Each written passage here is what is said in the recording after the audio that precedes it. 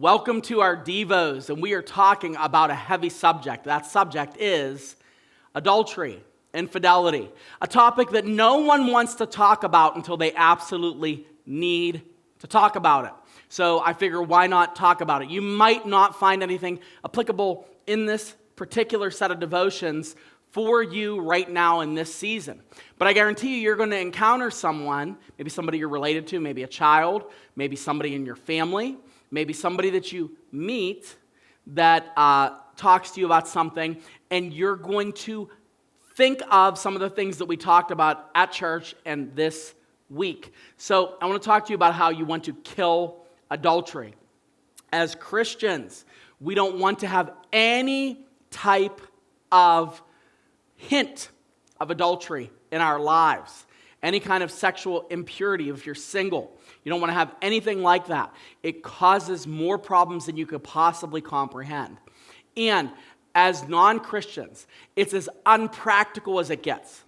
It doesn't lead anywhere well, no matter what. A lot of times when we are thinking without God, we ask ourselves the question, will this feel good?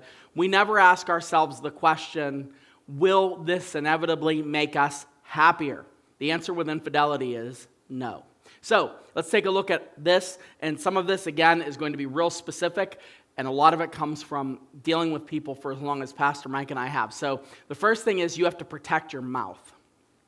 You have to learn how to protect your mouth. What that means is how you communicate with your spouse and with people of the opposite sex, people that you're sexually attracted to, and how you respond to other people when they say something about you. Now, Proverbs has so much to say concerning infidelity. And in Proverbs, we see adultery personified. There's kind of a literary device that Solomon uses here to describe it, but he talks about adultery and infidelity in terms of a woman who is immoral. And it says in Proverbs chapter 5, verse 3 through 4, the lips of a forbidden woman drip honey. Right there, you see something attractive about this talk. It drips honey. It's symbolic. Like the woman is not sitting there literally with honey dripping out of her mouth, but we see something enticing, something comely that you would be like, okay, this is a person that's attractive. And so this happens with regard to infidelity. It says her speech is smoother than oil. Now, this is the end result. And he lays it out very simply. But at the end, she is bitter as wormwood, sharp as a two-edged sword.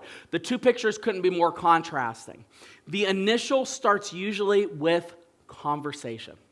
How do you talk to people of the opposite sex when you're married? What do you say? This is so important. But when you see someone that's married, do you say, oh man, your husband, boy, is he lucky to have you. Whoo. You know, if I had a wife like you, and then fill in the blank, I would never take her for granted.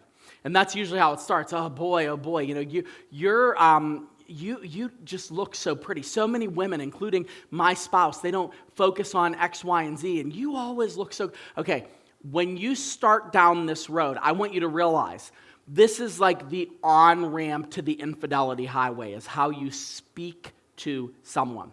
So you want to create rules about how you're talking to someone where there's a potential for infidelity.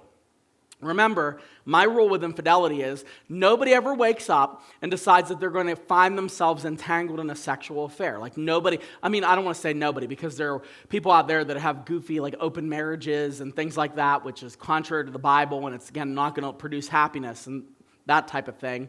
But most people, they find themselves in the middle of an affair. How did this happen? This is not the person that I thought that I was. I thought I was better than this. Of course you think that.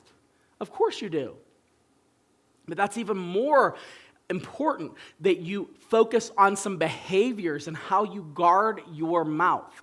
So make sure you treat people respectfully. You can say kind things. You can compliment people, but there's a line, and you know what the line is. When you're looking for that validation, when you're looking to get attention from someone, when you're looking to say something to someone in hopes that you elevate yourself to them. That's the enticing words of infidelity. Now, if you're dating, believe it or not, I would throw this kind of warning in the same type of category. There's some things that as a person who is dating someone or pursuing someone that you want to keep off limits. You have to guard your mouth. You want to make sure that you are treating them not as a spouse or a potential spouse or a boyfriend, girlfriend, but as a sister or a brother that you respect. Remember, the Bible does not define a role for a boyfriend or girlfriend or someone you date. You see somebody that you're married to or somebody that you are betrothed to. You don't see any of this type of like, well, that's my girlfriend, that's my boyfriend, this is how I talk to them. You don't see that flirtation. You see this intent with commitment throughout scriptures. Therefore, we should use our language to show respect without trying to entice someone in a direction of conversation that will lead us down a road that God knows we shouldn't go.